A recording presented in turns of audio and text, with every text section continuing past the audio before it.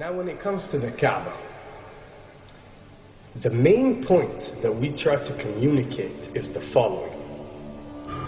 In Islam or in the Quran, God teaches that if all mankind and if all the jinn combine to sin and move away from God, then God doesn't lose one atom's worth of His kingdom. And if mankind and jinn combined to dedicate every second of their life to prayer and to worship of the one God, then God's kingdom doesn't gain one atom's worth as well. What does this philosophy teach you? It teaches you that God is not in need of you, or your practices, or your worships, or your prayers. You are in need of these practices and these worships. You are in need of God and not the other way around. If you can understand that philosophy, then you can appreciate prayers and what they are meant to do, which is basically enlighten you. So when dealing, for example, with the Kabe, Muslims are required to go and perform Hajj one time in their life, and it's one of the 5 pillars of Islam. Growing up, most Muslims accept this, and most of them do it without questioning, and this is the essence of belief, and this is great. But at the same time, this doesn't mean that if you question or research, you're going to come back with negative or bad answers. The opposite is actually true. So when we started researching into the esoteric agendas and we started researching the elite, we found out how much certain type of practices and rituals can affect your lives.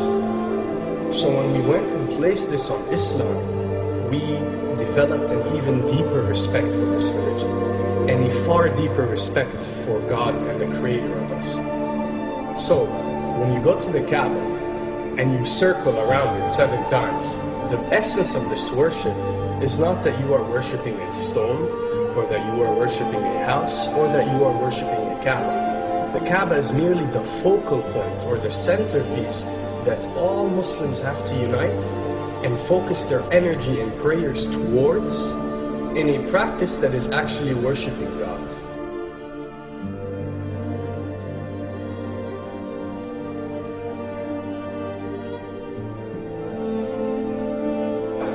Now, going in circles counterclockwise does not break you away from time and space.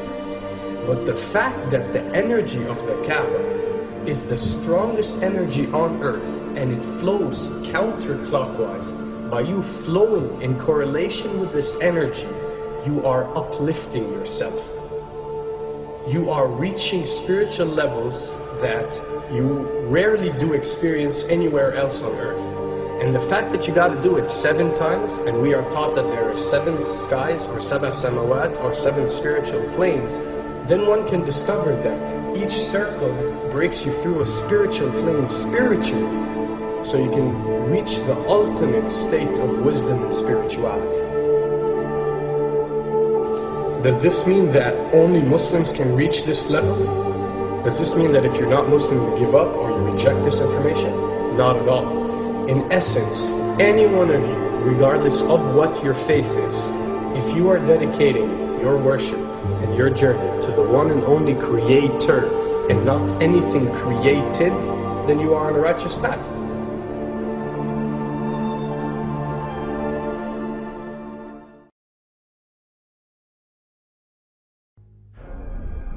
To begin with, the significance of 911.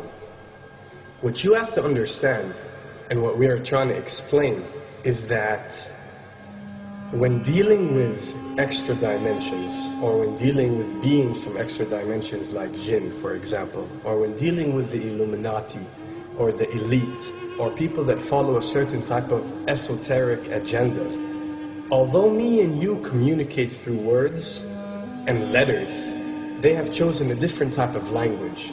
And this is a cross-boundary type of language. This is a language that goes across the boundaries, understood by all. And this is the language of numbers and shapes. And this is why whenever you do research about these groups, you'll find out that they practice something called sacred numerology and sacred geometry.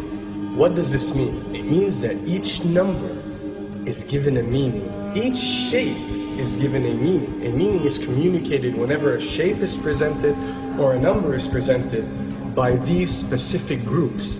I'm not talking about random people or random groups. We're talking about specific groups that follow this type of agenda. When numbers are used, it signifies a certain type of meaning. When shapes are used, the same is followed. So, in their definition, in a numerological sense, 10 is the Alpha and the Omega, or the God. 11 is a step above God. 101 is a step above God. 911 or 911 is the skipping of God. It is the ultimate challenge. It is going from number 9, which has a specific meaning, to number 11 without going through 10. It's skipping God. So it's no coincidence that this event that we call 911 today took place on 911. It is the ultimate challenge. So now that we understood what 911 means, what other practice do we do that deals with 911? Calling a number whenever you are in an emergency. Now, creating an institution that helps people whenever they are in need of help and whenever they are experiencing an emergency is fine. There's nothing against it. There's no religion, there's no logical person on earth that will tell you this is wrong. But when you understand how sinister these elite are and the way they work on a level that's way beyond what you think. So the fact that when you're experiencing an emergency or when you are in need of help, you have to pick up a phone and dial 911, which is the ultimate numerological definition of skipping God, then you'll understand how these people work.